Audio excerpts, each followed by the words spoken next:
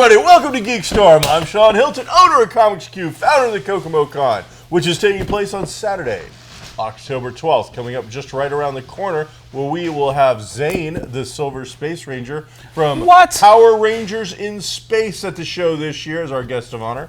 Autographs and all that sort of thing, so stop on by the Kokomo Con, Saturday, October 12th, to check it out. Today, I am joined by my co-host. Hi, I'm Nick Gray. There he is. I don't own anything. That's not true. Well, I mean, I own some things, but yeah. I don't own a fun shop or anything of that nature. I mean, you own a car. I do. I suppose that's sometimes fun. You rent a house from a bank. I do. I give them money every month. They're happy with that. So, yeah, you own some things. It's all good. Yeah. Today is Friday the 13th, and on top of that, it's a full moon. We are filming at Kokomo Toys and Collectibles at 111 East Sycamore in downtown Kokomo in the heart of Geek Street, where we have a ton of Jason Voorhees and other Friday the 13th related items for you to check out. All kinds of different fun things. Ooh, so you get different masks. Yeah, look at that.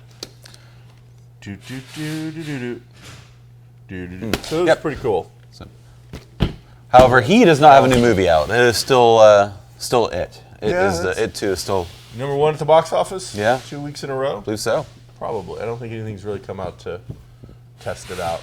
So. I don't even know another movie that's released. I'm sure another movie has come out, but I can't even tell you what that would be other than it. Want to get crushed by creepy clowns. I need to go see it. Maybe we'll go see it. You still haven't seen it? I thought you wanted to go see it last week. Yeah. He's letting us down. I need to go see it. Yeah. We'll see. We'll go see it soon. All right, we'll go see it. It'll be fun. It'll be exciting. I honestly haven't seen the first one, so. So a lot of great topics to talk about this week. Ooh, we can get ready so many to good ones. Dive right into so many of these awesome things that Nick has got planned for us to talk about. But first, update on geekery. So, let's go into some pro tips for gaming, because you know what? Our last episode where we talked about gaming was a huge hit.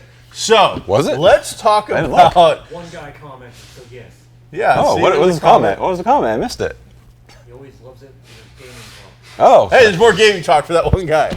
So, I'll talk about gaming all day. Let's get right into it. And this covers both. Make a comment if you want a gaming channel. D&D from Chainmail up to 5th edition, Pathfinder, all that stuff. So, pro tip. Here we go. Ready? All right. Let's Ready get for your into pro it. tip. Boom, boom, boom. Awesome stuff. So, when the GM has TPK'd the entire party, but then has to cover his ass by not doing a TPK in the middle of the game, you've got to get creative with how you're going to spin it so that it doesn't look like, hey, I just slaughtered every single person, and if I don't do something about this, they will never play this game with me again, and that will be bad. So there's a couple of different techniques that we can use to get you out of this pickle. Nick's got the first one. Well, sometimes your big bad turns invisible. You don't know what they're doing, so that's an easy 5 rounds. That's an easy go away. Big bad disappear. All right. Well, one, your screen is your friend. It is, but you also have to keep up the false sense of plausible deniability. So, whereas we are going to expect that the big bad and his minion are occasionally going to miss, they aren't going to miss all the time. So, especially when they're getting 3 attacks. Careful. You've got to throw out some hits. Sometimes we can also maybe throw in some minimal damage, but occasionally that's not going to happen either. So, a few things you can do. You can set yourself up for success in the very beginning and allow your big bad to have different things occur to it that you control behind the screen. So let's say that it got hit with something that required a saving throw that was going to cause it to occasionally mess something up. This is absolutely perfect for a GM because you control this. So let's say it would have a 20% miss chance if it tried to cast a spell. You could hit it with this thing early on. Let the players have it because A, they paid a lot of money for the item that caused this. Yeah.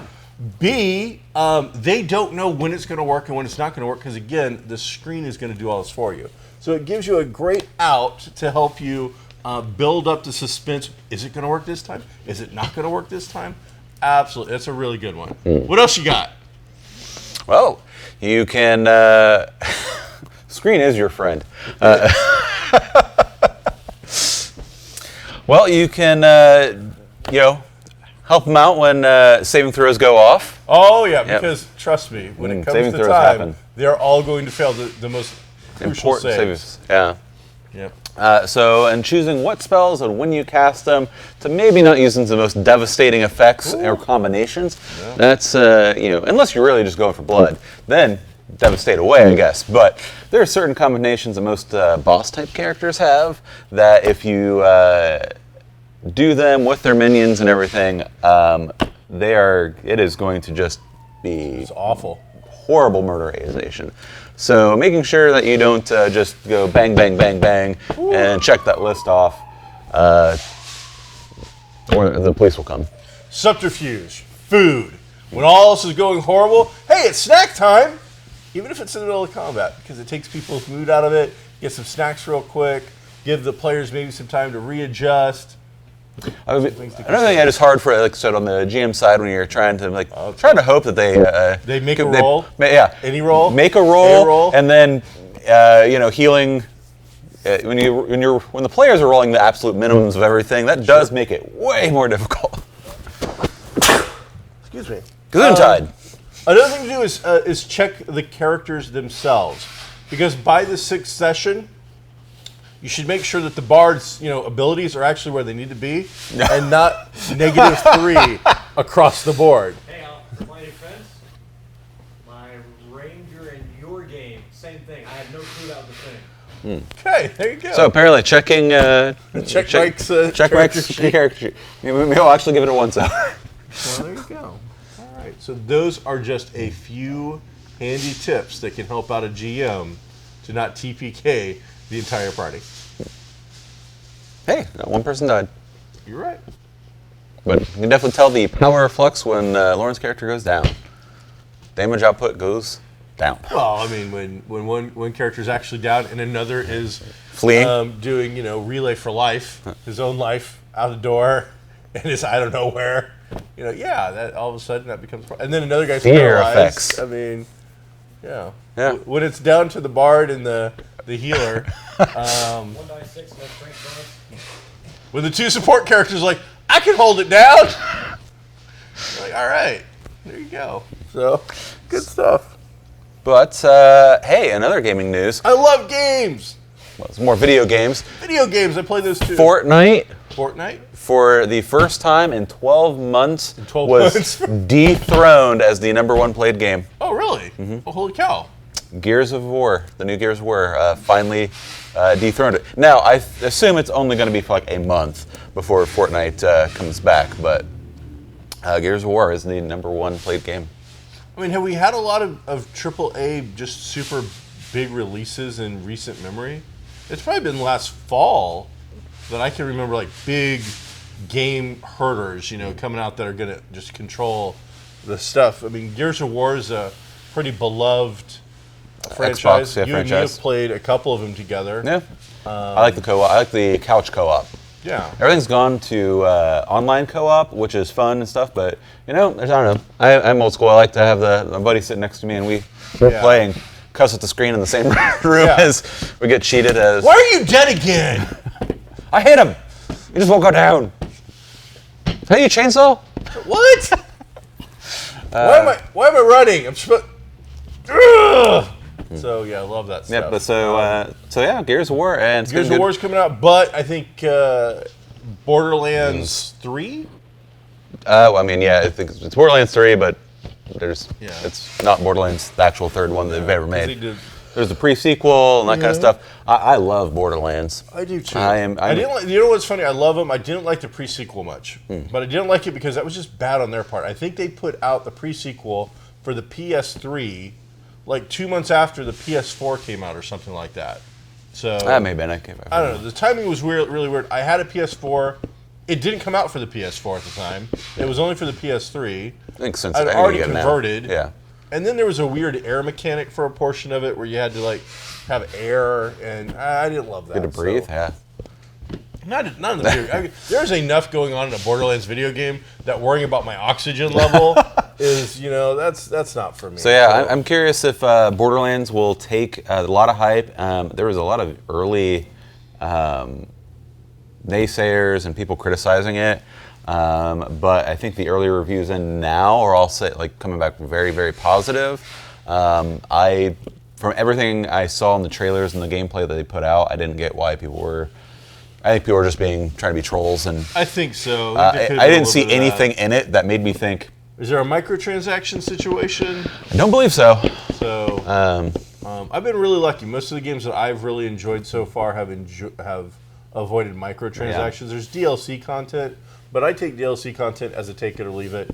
I The mean, experience as and long once as I buy that, I don't have to keep giving you like $1. 75 cents. Every time I go, it's like, well, I'm gonna play $1.50. that mission. Well, that's an extra $1. Yeah. It's So I can get behind DLC. as long as the DLC doesn't fix a broken game and I have to pay extra for it, then I'm fine for it. So like my Skyrim experience, you know what? I gave them their $60, and you've got, I don't know, I had 2 weeks of playing. Is there that game. anything else you could have done that for $60 would have given you as much entertainment value? How hard is it to edit hookers and blow? So, but maybe $60 ain't getting you very far. for $60, no, that is. I mean, as I said, that has my PS3 at that time when I finally did the thing where it showed you the number. I had to pull out a calculator to figure out how long I'd played. How long that you've game, been playing It just told you hours, and by the time I was done, it said over 2 weeks of real time had been sit with the game playing.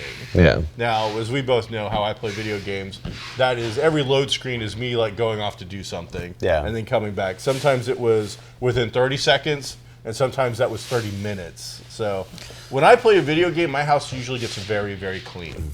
So But as load screen times go down, I mean, it's I still build it in as a factor. It's like my pause. Sean's pause is like, unless there's a lot of things you want to, like a fast travel thing, sometimes I will, sometimes I won't. But most of the time I will, take that opportunity to pause and go do something. And then the only time I will come back super fast is if I hear screaming.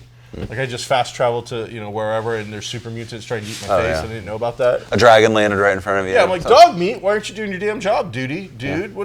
What's going on? So that's but yeah, Borderlands. I'm looking forward to that.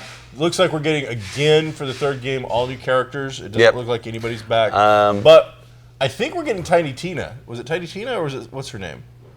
The explosive, crazy little girl. Yeah. It looks like she has grown up and is a playable character in this now. Yep. I think one of the characters from the last one is back, but not as a playable character, it looked like. But That's what I'm they excited. usually do is the playable characters are in the background somewhere. And the last I two think games they'll I've played, be- like the sniper-y character. Yep, I think they'll be available probably as in probably a DLC pack or something, where more for the online play.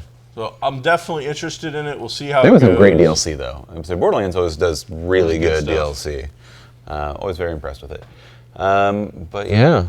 Love me some Claptrap Yep. Well, stuff. in other entertainment news. Entertain me. Yeah, well, I don't know if we'll have to see if it's going to be entertaining. What do you think of Apple finally, putting some more information out about their stuff? I'm not a user of Apple products. I would say I'm border anti-Apple. I'm not, because I don't really have a dog in the fight and I don't care. But I don't use Apple, Mac, Air, any of that stuff. I don't use an iPhone. I'm an Android user. Okay. I like Android. It really ticks me off when something is Apple exclusive. That just irritates me, because I think both platforms now, between Android and iPhone, I mean, I have to see a bar graph or something, but I got a feeling they're pretty equal. So, but the fact that they're coming out with a new television thing, and they should have deep pockets.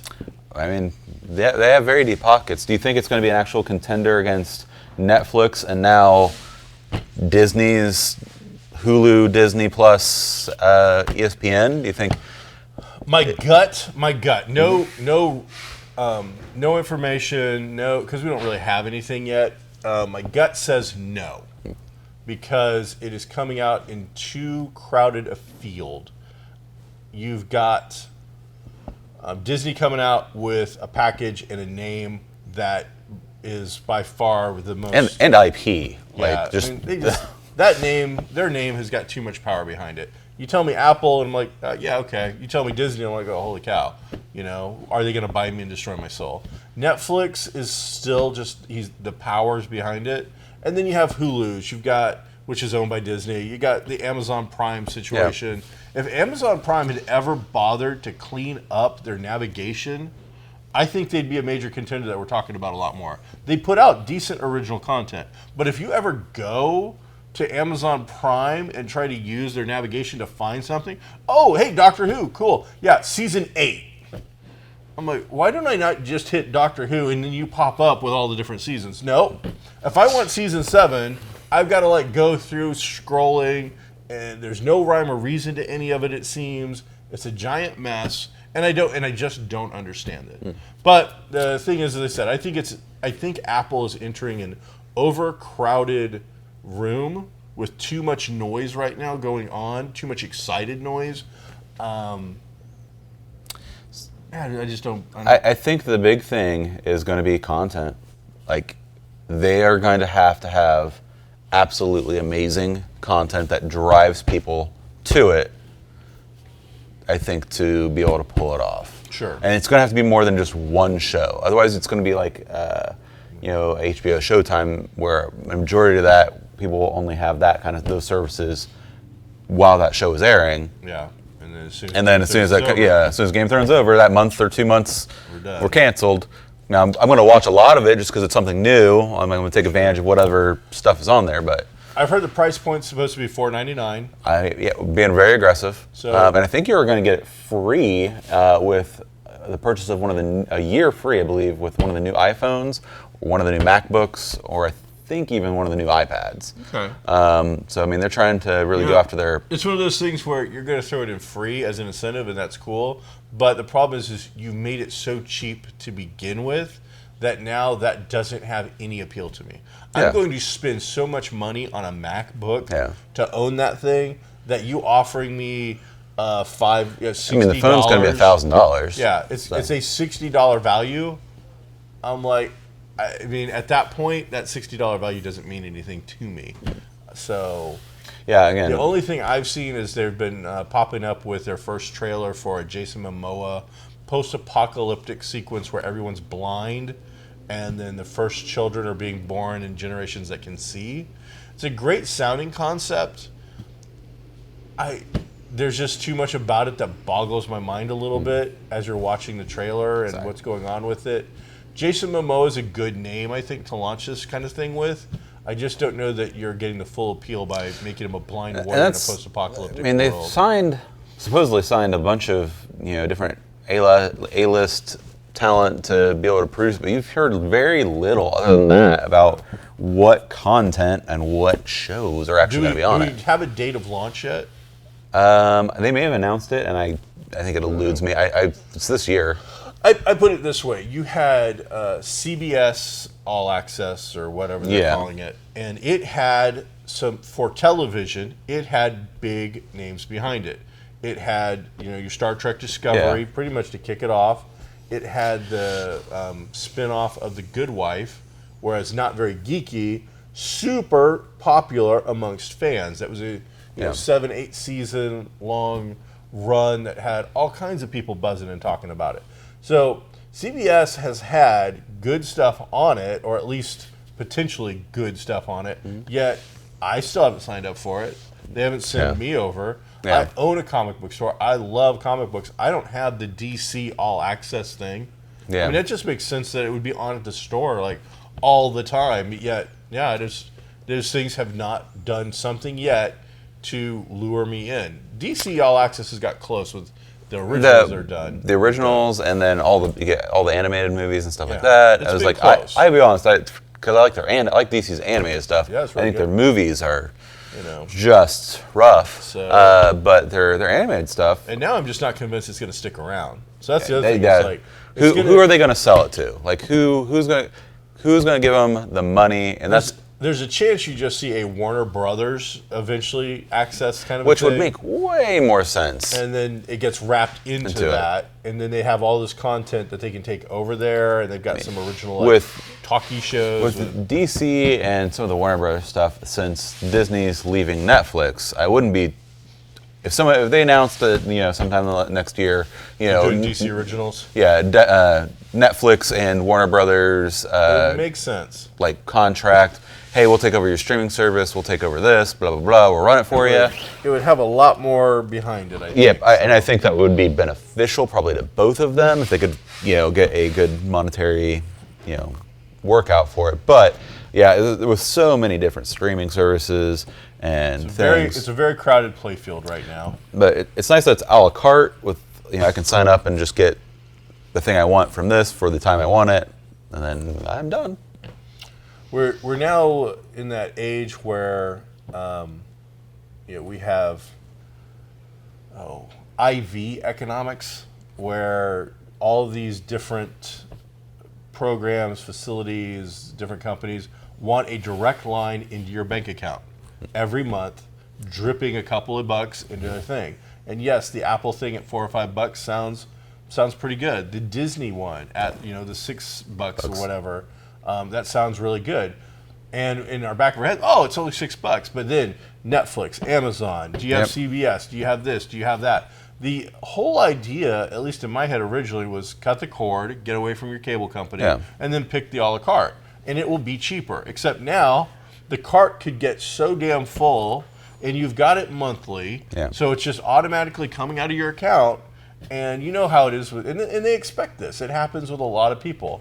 Not everybody stays on top of this stuff. Yeah, Even people who get bored with something, honestly, might be too lazy or too embarrassed to admit they don't know how to cancel it because there's never a great big red button in easy sight that hits cancel. You've got to I got rid of the WWE network after having it for years, and honestly, there's 2 years where I probably didn't watch it at all. And finally, all right, this is dumb. It's $10 a month. I don't watch it. I'm finally getting rid of it. To get rid of it, a year. I had to figure out, where to go, what to do, and it was a bit of a pain in the butt. You and me both have Audible. Yeah. That's another one that's directly coming out of our accounts, and I decided to get rid of it for a while. Getting rid of it was jumping through hoops and other crazy stuff. So if the government wants to get involved in anything, and I'm usually all for lesser government involvement and stuff, every one of these pay things should have a big red button on the front of everything that says cancel. It should just be mandatory. There should be no hoops, no giant crap. You hit the button that says cancel, you then have to put in your password or something, another button that says verify, and you're canceled. The fact that all these things are hidden or multiple steps to get through, 100-level college class in English is easier to pass than it is to get rid of some of these services. And that's an issue, I think. And it's an issue that's going to be affecting more and more actual American consumers over the years, as again, you think about how many, if we were to add it up, how many things are doing this IV kind of thing where it's just draining you every month of these. I mean, they've seen a lot of different apps come out now that help you keep track of what you have, and you can cool, cancel. Oh, and so the app does it? See? Something like that would be great. You should get that app. I won't admit, I had a debit card finally expire, maybe a year or two ago, and that's how I got rid of a bunch of stuff because then they tried to bill it, and I'm like, nope, it's gone, and they're trying to contact you. I'm like, no. That is the easiest way. You just cancel your card. Yeah. Send me a new one. Yeah, I'm done with this. Cool, everything's gone. So it did. It got rid of a couple things. Now, there were a couple things that were yearly, so I'm like, crap, now I got to go and sign back up for that. Yeah. But, so yeah, I think it's an interesting time we're living in because we are getting such incredible content from all these different sources, and it's been really interesting. But, again, they're nickel and diming us to death, but we're choosing the nickels and the dimes. Yeah. So, there you go. Have you got your wife into a step program for Critical Role yet? I have not, but she was watching when I left. Yeah. It might be time. Her and Derek both. They need to, take some steps. I did start yesterday Harmon Quest though. Harmon Quest? Yep. Which is Pathfinder, actually. Okay. And it's Am I going to the store and watching this today? Maybe, if you want. Okay. I mean, it's Dan Harmon. Dan Harmon. That even sounds really familiar. It should. He's the creator of Rick and Morty, wrote on Community, did some Simpsons. Okay. He is a big Pathfinder fan and player. Okay. So, and then does he kill all his players?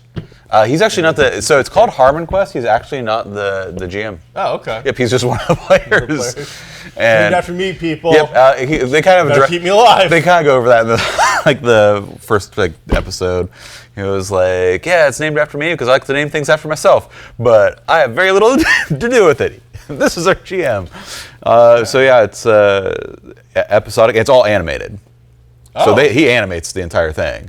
So it's you see them at the table, and they do some cuts every few times where you can see them all at the table talking, and they do it in front of a live audience.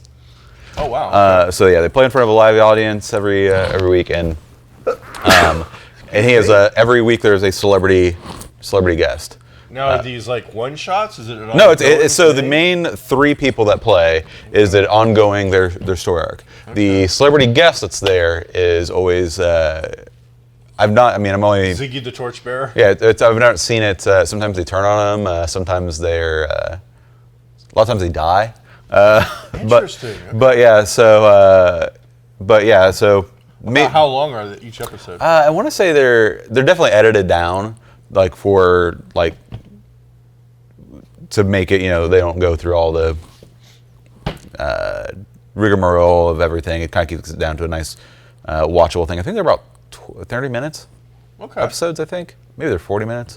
Interesting. But yeah, it's boiled down to just like kind of the highlight. Not like the 3 hours that a Critical Role is. No. No, yeah, they're real boiled down, and you just get kind of like you get the whole story of everything that happened, but you don't get like the them trying to figure out the thing for the outtakes. Of all the.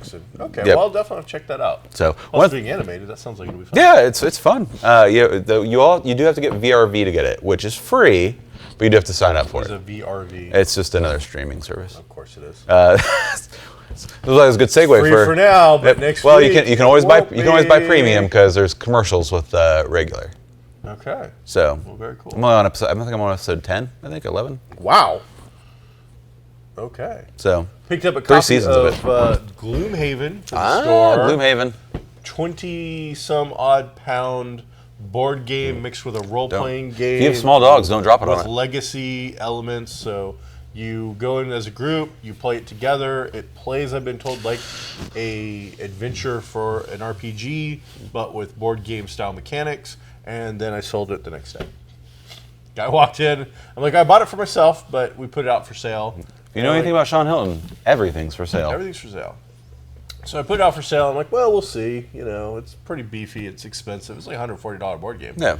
So I'm like, yeah, it didn't last 24 hours. It was gone. I'm like, well, I'm playing enough games right now that when I ordered it, I wasn't playing a lot of games. And now I'm like, oh, well, I'm not going to get a chance to play that anyway. So it didn't hurt my feelings. Yeah. And then Terror from Below came in. Which is a board game that's not Tremors. Not Tremors. The movies. It's absolutely Tremors. It's a board game based on Tremors. Are they called Graboids in it? I don't think so. I thought they were called something reminiscent of. Probably, but it's so ripped off from it that. Yeah. So if you're a Tremors fan, I am willing to bet they attempted to get that license and for some reason couldn't, which surprises me. But yeah, it was more than $5. But the game itself looks fun, so who knows? Maybe eventually I'll grab that and check it out. And I checked it out at Gen Con. Give it a try. So I did too. I saw it a little bit. The same company makes another game that I'm gonna get. So very, very cool. There you go.